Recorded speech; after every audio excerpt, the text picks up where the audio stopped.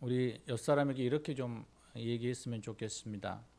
좀 어려운 단어입니다. 그러나 다니엘 기도회에 참여하고 있는 분들은 다 아실 단어이기도 합니다. 자, 살라멧 바농, 살라멧 바농 기억나시나요? 우리 함께 인사하겠습니다. 살라멧 바농. 예, 이게 필리핀 언어입니다. 필리핀 언어요. 둘째 날 했죠. 김성재 선교사님의 단어이죠. 풀어보면 이렇습니다. 하나님 감사합니다. 하나님 감사합니다. 필리핀 인구 중에 한 7천 명 정도가 살고 있는 뿔라라는 그러한 대형 빈민촌의 이야기이기도 합니다. 그곳은 가난과 마약과 매춘과 살인과 폭력이 끊이지 않는, 그래서 사람들은 이것을 악마의 섬이라고 부르기도 한다고 합니다. 그런데 하나님께서는 그 악마의 섬을 천국의 섬으로 만들고 싶어 변화시키고자 하는 꿈을 김성재 선교사님에게 보여주시고 그것을 향한 하나님의 부르심에 순종하여 헌신하고자 하는 그러한 하고 있다라는 그러한 간증을 들었습니다. 그런데 그 악마의 섬인 뿔로의 공식적인 주소가 놀랍게도 뿔로 크라스트 킹 서브디비전이라는 용어입니다. 그러니까 그곳은 어떤 곳이냐면 뿔라라는 곳은 그리스도가 왕이신 그러한 지역, 행정구역이라고 얘기하고 있는 것이죠. 악마와 같은 빈민촌이 바로 그리스도가 왕이 되는 지역이라고 불리고 있는 거예요. 너무나도 역설적이고 아이러니한, 너무나도 모순이고 부조화적인 그러한 말인 것 같습니다.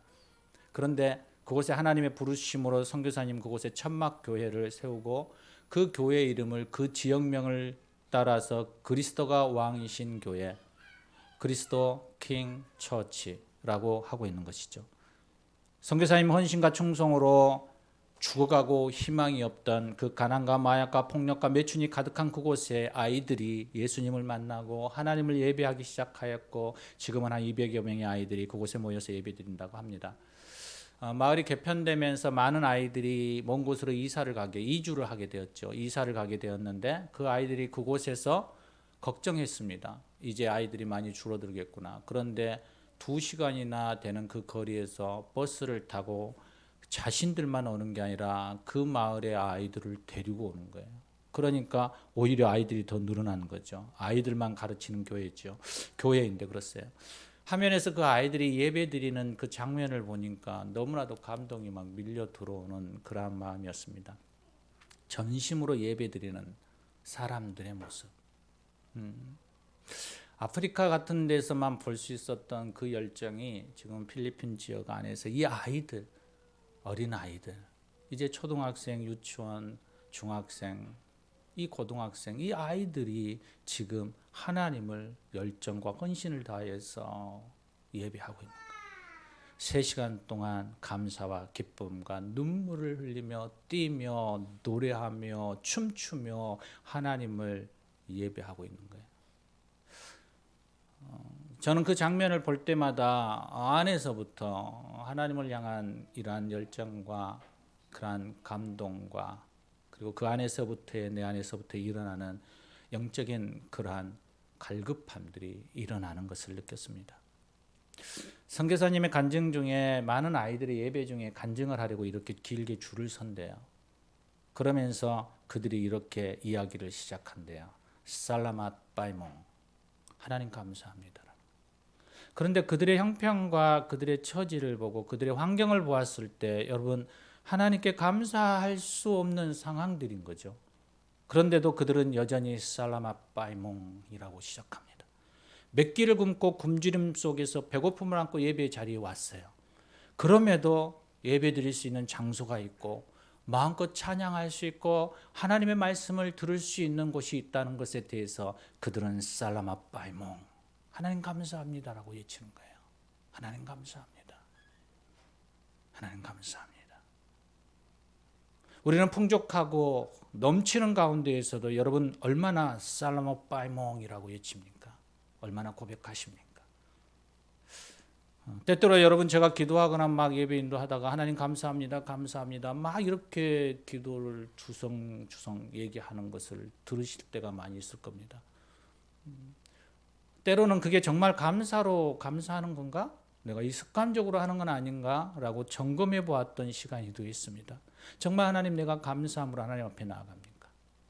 나의 형편과 처지를 떠나서 그 하나님이 나와 함께 하시고 구원받은 자로서 그 하나님의 나라를 소망하면서 내가 정말 하나님 앞에 감사하면서 이 외침 가운데 기도하며 나아가는 것입니까? 라고 묻기도 했던 시간입니다. 아이들은 주일날 선교사님 제공하는 반찬도 하나도 없는 단지 흰죽 하나만 놓고도 그들은 동일하게 이렇게 감사 기도합니다. 살라막바이모, 하나님 감사합니다. 하나님 감사합니다. 그 모습들을 보면서 하염없이 내 모습이 부끄럽고 죄스러운 마음들이 막 밀려와서 회개했던 시간이었습니다. 사랑하는 여러분, 가난과 마약과 매춘과 살인과 폭력이 끊이지 않는 이 지옥 같은 악마의 지역, 이 뿔라의 섬이 예수님이 왕이 되신 천국의 삶이 되기를 소망하고 그리고 기도하였던 시간이기도 했습니다. 환경에 상관없이 3시간 동안 비가 오나 바람이 부나 폭풍 가운데 있어도 그들은 여전히 하나님을 뜨겁게 감사하고 기쁨으로 3시간 동안 뛰고 노래하며 춤추며 눈물을 흘리며 격동적으로 하나님 앞에 예배했던 그 감사 기쁨의 예배자가 나도 되기를 소망했습니다. 세상의 기준의 계산으로서 움켜잡는 인생이 아니라 말씀 앞에 단순하게 순종하고 흘려보내는 그러한 복의 근원이 되기를 간절히 소망했던 시간이기도 합니다. 그런가 하면 우리 가운데 또한 셋째 날에는 교회 사역 중에서 만난 사고와 사망이 힘든 사역 가운데에서 그 길을 가야 했던 목회자의 고백이 있었고, 넷째 날에는 나면서부터 소아마비로 누워있어만 했던 68년의 삶을 살아왔던 한 여인의 인생과 그 길에서 장애인 시설을 일으키기까지 하나님의 은혜를 고백하며 우리를 향하여서 여러분, 나는 지금도 한 번도 일어서 본 적이 없어요 라고 고백하면서, 그러나 여러분은 건강한 사람들이잖아요. 하나님께 헌신과 충성을 이렇게 권면하면서 간증했던 그 모습을 보며 나는 아니라고 미지근한 믿음의 삶을 살아가고 있지는 않는가 하는 도전을 받은 시간이기도 합니다. 그리고 어제는 또 찬양사역자에 나와서 그의 눈의 아픔과 그의 삶의 시련과 힘듦을 서로 나누며 함께 나누었던 시간들이었습니다. 사랑하는 본성가족 여러분, 매일에 반복되어지는 이 삶의 자리에서 우리가 작정하면서 하나님의 은혜의 자리로 나아가기를 부탁드립니다. 하루의 고된 일과를 끝내고 집으로 귀가하여서 가정을 돌아보고 난 후에 우리는 동일한 이 마음을 갖습니다. 좀 쉬고 싶다. 내 자신을 위한 시간을 가지고 싶다. 여러분, 이 마음을 저도 충분히 압니다. 왜냐하면 저도 동일한 마음을 가지고 있거든요. 저도 일과를 마치고 집에 돌아가서 가정을 돌아본 후에 저도 쉬고 싶은 마음이 있고 또 새벽 기도에 부담을 가지고 있지만 잠을 자지 못하기도 하는 그러한 가운데 여러분 나아가기도 하니까요. 그럼에도 사랑하는 여러분, 다니엘 기도회는 21일간의 한시적인 겁니다. 여러분, 이제 일주일이 지났습니다. 이제 남은 시간 동안에 여러분 함께 그 은혜의 자리로 여러분을 초대합니다. 여러분, 톡으로에서 올라가는 그 자리에 그 영상을 통하여서 여러분 다시 한번 우리를 돌아보고 우리의 삶의 환경을 좀 돌아보고 나의 신앙을 좀 점검해 보면서 하나님 앞에 이제 남은 시간 동안 다시 한번 나를 하나님 앞에 비추어 볼 수 있는, 또 드려볼 수 있는 그러한 모습이 있기를 원합니다. 일과 후에 개인이 마땅히 누려야 할 쉼의 시간에도 우리가 그 시간을 쪼개 하나님 앞에 드리는 이 2시간을 통해서 우리의 육은 힘들고 지치지만 여러분, 분명한 것은 우리의 영적 유익과 우리의 마음의 기쁨으로 인한 유익함은 분명히 이 모든 불편함을 보상하고도 충분히 더 많은 유익이 우리 안에 있음을 저는 믿습니다. 그러므로 아직까지 참여하지 않는 분이 계신다면 이번 주부터 다시 참여하여서 영원히 살아나는 은혜가 있기를 간절히 축복합니다. 저희 교회는 공식적으로 월요일부터 금요일만 다니엘 기도를 합니다. 그런데 오늘은 성찬이 있고 이래서 제가 어제 교회 와서 예배를 드렸습니다. 또 주일날도 정성을 다해서 드리지는 않지만 우리가 영상을 통해서 또 드립니다. 여러분, 일주일에 월요일부터 금요일이라도 하나님 앞에 전심으로 나아가는, 그래서 우리의 영이 다시금 회복되어지는 그러한 은혜, 하나님 앞에 우리가 세워져가는 그러한 시간들이 있기를 소망합니다. 또 오늘 예배는 우리가 아주 특별한 예배의 순서가 있는 주일입니다. 코로나로 인해서 쉬어봤더니 우리가 32개월 만에 참여하게 되는 성찬 예식이더라고요. 성찬 예식이 있는 예배. 또 이 성찬 예식을 통하여서 우리는 칼빈 신학을 갖고 가니까요. 칼빈 주장은 영적 임재설이에요. 그리스도의 몸과 피가 이 성찬에 영적으로 임재한다는 거예요. 그래서 이 거룩한 성찬 예식에 우리가 영적으로 동참하는 거예요. 예수님의 몸과 예수님의 피가 우리 안에 영적으로 임한다라는 것이죠. 그래서 성령 안에서 예수 그리스도의 십자가, 그 예수 그리스도의 구원, 그 예수 그리스도의 은혜 안에 우리가 들어갈 수 있습니다. 저는 성찬의 빵을 먹을 때 예수님의 몸이, 포도주를 마실 때 예수님의 피가 내 안에 임하여서 나를 씻기고 정결하게 하여 주신다라는 것을 믿음으로 고백합니다. 경건하고 그분의 몸과 피를 받아 먹고 마신다라는 이 마음으로 오늘 성찬의 빵과 잔을 서로 나누기를 소망합니다. 이것은 구원받은 사람들만의 특권입니다. 예수 그리스도를 나의 구주로 고백하는 사람들의 기쁨의 잔치입니다. 이것은 우리 믿음의 공동체 안에서의 복된 은혜의 시간이기 때문에 그렇습니다. 더 나아가서 오늘은 성례의식을 드리게 됩니다. 이 교회 안에서의 세례를 주는 형제님이 있고 또 유아 세례를 받게 되는 우리 어린이가 있습니다. 날마다 이 구원받는 사람들이 더해져가는 그러한 바람을 가지고 이 예배에 나아갑니다. 이렇듯 여러 마음이 교차하면서 오늘 본문을 제가 보게 되었습니다. 느헤미야 신앙의 모습을 새롭게 되새겨 보아지던 시간이었습니다. 느헤미야는 그의 삶에서 어떤 선택과 결정을 함께 해야 할까라는 그 자리에 섰을 때 그는 하나님 앞에 묻고 그분의 뜻을 듣는 기도의 사람이었음을 알 수 있습니다. 본문 앞부분을 보면 하나님에게 예루살렘에 대한 소식, 자기의 본국에 대한 소식을 듣습니다. 그리고 나서 그는 너무 마음이 아프고 힘들어 하나님 앞에 머물며 간절히 기도하는 시간을 갖습니다.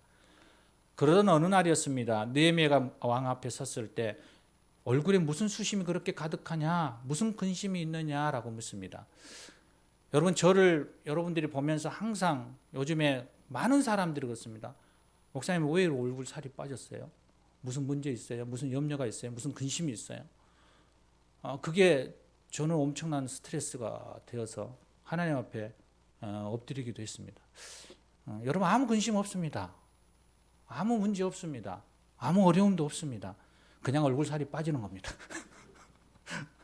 그래서 여러분 걱정하지 마십시오. 그런데 느헤미야는 걱정이 있었던 거예요. 왜냐하면 나라에 대한 걱정.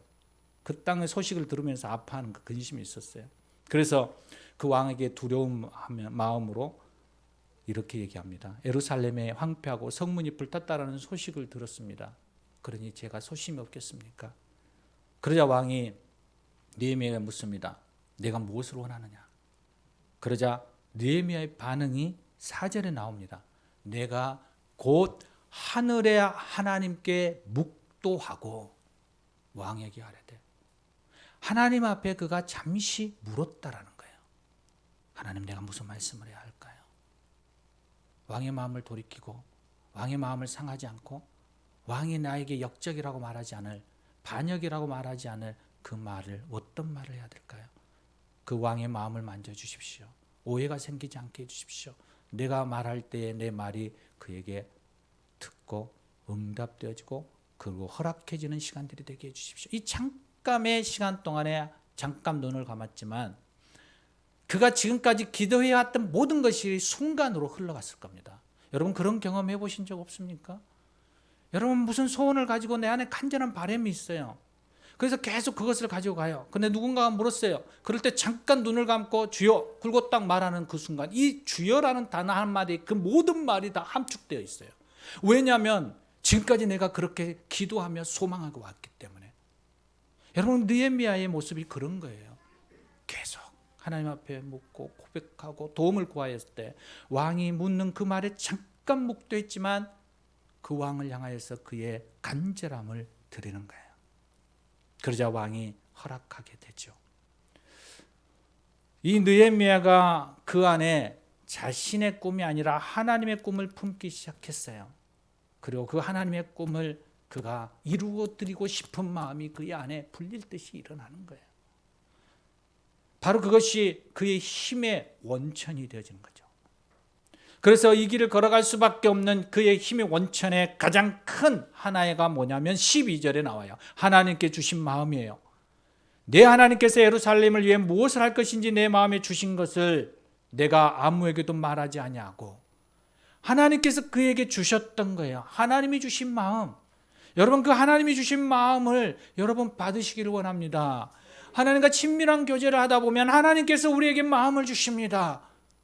그리고 그 마음이 이루어지기를 우리가 소망하면서 그 하나님의 꿈을 우리 안에 꾸게 되어지는 것이죠. 그리고 두 번째 그가 고백하는 게 18절에 나옵니다. 또 그들에게 하나님의 선한 손이 나를 도우신 일과, 그가 믿음의 고백을 하는 거예요. 하나님이 나를 도우시고 지금까지 나를 이끌어 오시고 나를 이것까지 세워주셨다라고 고백하는 거예요. 하나님의 선한 손, 하나님의 능력, 하나님의 일하심, 그것에 대하여 그가 바라보는 거예요. 바울이 나의 나된 것은 다 하나님의 은혜로다. 여러분, 이 고백인 거예요. 이 고백.